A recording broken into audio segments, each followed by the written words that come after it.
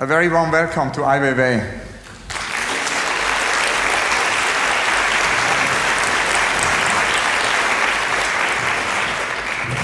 I'm very, very pleased that we can do this, what is actually our 5th or 6th interview with Weiwei here as part of the marathon. Weiwei is an artist, curator, designer, activist, inventor of blogs, websites, a great pioneer of the first Chinese avant-garde movement, one of the founders of the art group Stars in 1978, and one of the great public artists of our time. You all certainly have seen his extraordinary unilever exhibition installation, The Sunflower Seeds, which is currently on view in the Turbine Hall at Tate Modern. And today we're going to talk about your maps.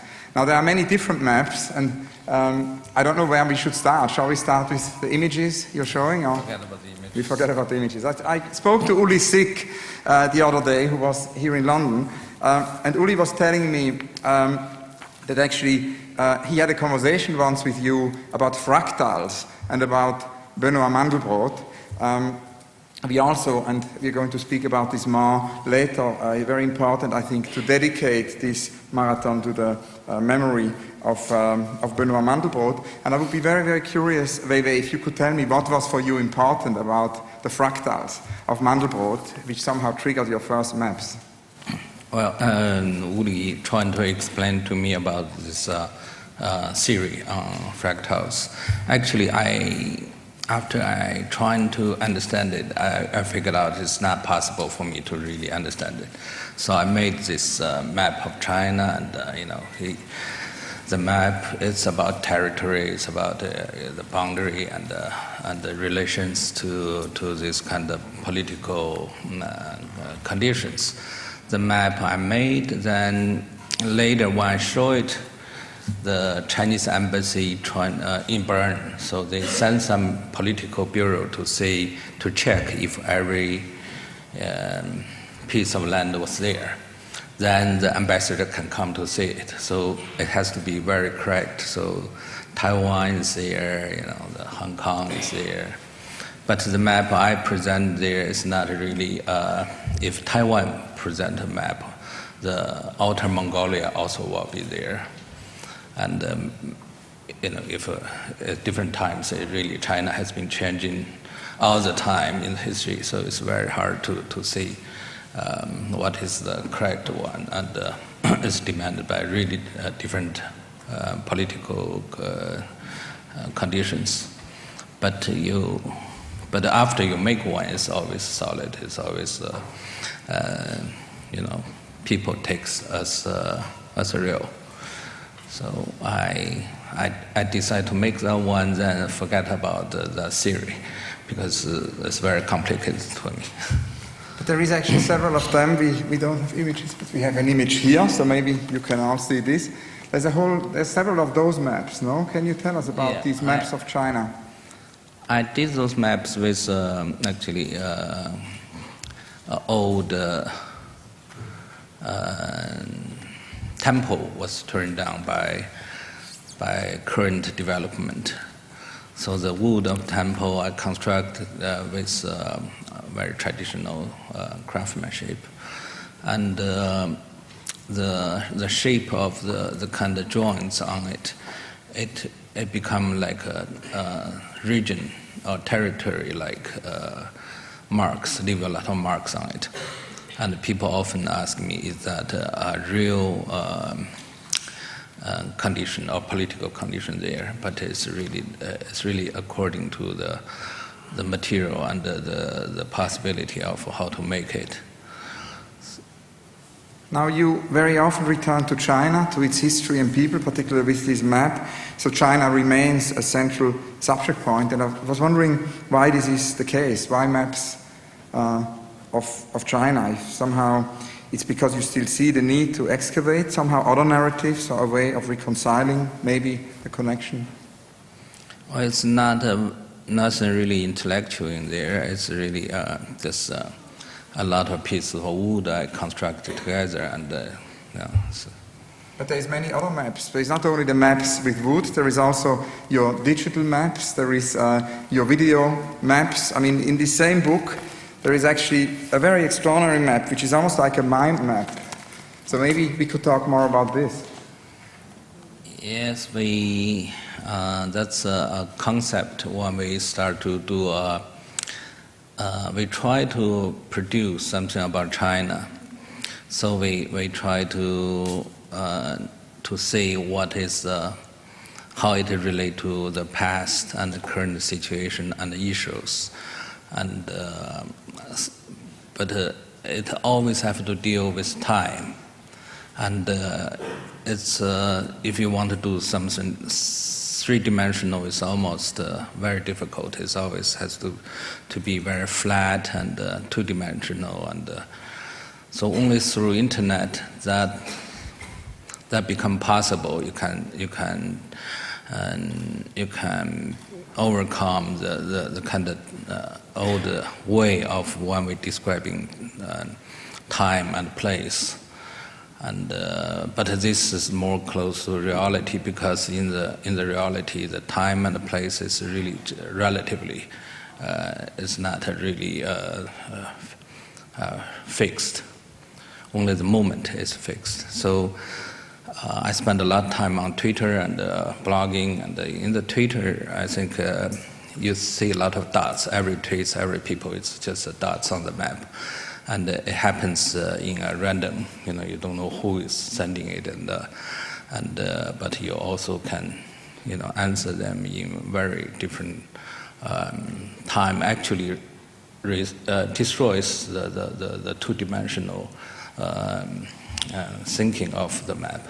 And how did that start? Because I remember when we met for the first time, you just had started with the blog, and it was at the moment when Julia Peyton-Jones, Gunnar Qual, and I were working on the China Power Station, and we then included it and translated it with Phil Tinari for the first time also into English, your blog. And in the meanwhile, your blog has become such a public blog. You also use Twitter hundreds of times per day sometimes. But how did this all start? How did you come into the contact with this? It's all come from difficulties, because you don't have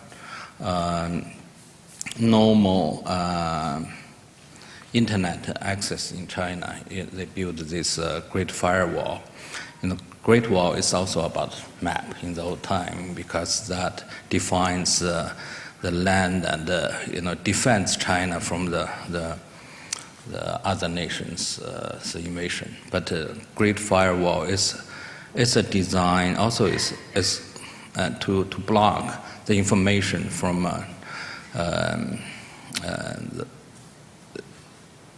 mainly from the West, I think. So it's a strong technical sensor result, which in China, of course, you cannot see Twitter or YouTube or Facebook or even Google moved out of China. So, you see how to maintain the kind of territory, not to be freely across it is always the strong concern of totalitarian society. You've used very early on the blog and also Twitter not only for text, particularly your blog has used so many images. You've used it a lot for images. Can you tell us about this incredible, at a certain moment, Leon Golub said the sort of use of images becomes almost biological, so many images. So only through the technique, the new science and technical condition, you can really, you cannot really you don't have to base on, how large the territory you have, but you can create almost infinite power to the 1 point, 1 dots.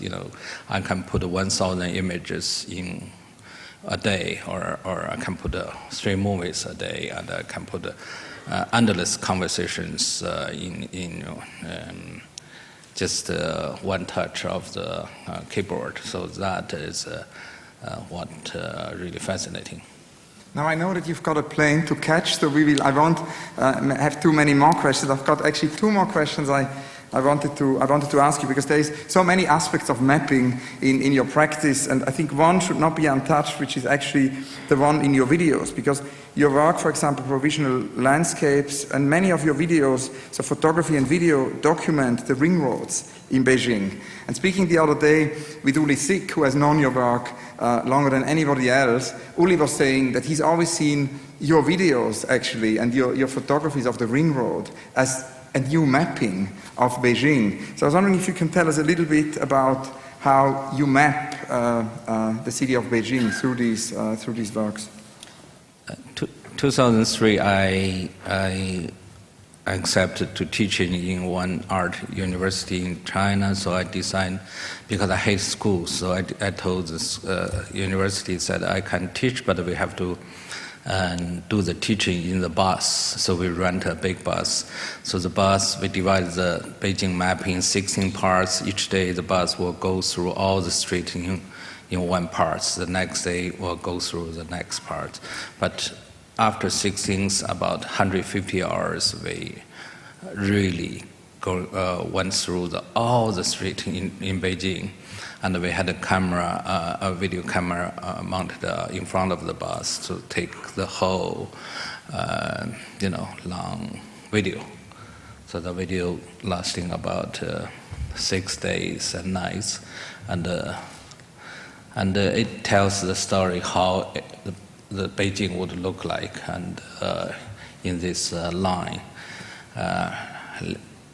and of course, before and after we take it, the Beijing always changing. We couldn't even find the same road again. It's all being destroyed or rebuilt, and that makes it very difficult, I suppose, to map a city like Beijing, because already European cities changing so much slower than Chinese city. Oskar Kokoschka, the great Austrian painter, he always said it's impossible to make, as a painter, to map a city, because once the painting is done, the city has already changed. And with Beijing's incredibly rapid change. So are you doing videos again and again? Is it an ongoing work, or is that form of mapping concluded? We did 3 or 4 videos in the same nature. We made one line across Beijing, and which is 43 kilometers. Every 50 meters, we take a 1 minute video. So all constructed like over 10 hours video to see this line, this acts through the whole city. So, and we did the second rain and third rain to define the difference. The second rain we did all in raining days, and the third rain we did in sunny days. So, so it's really an effort which it doesn't mean anything actually. It's about trying to make an effort to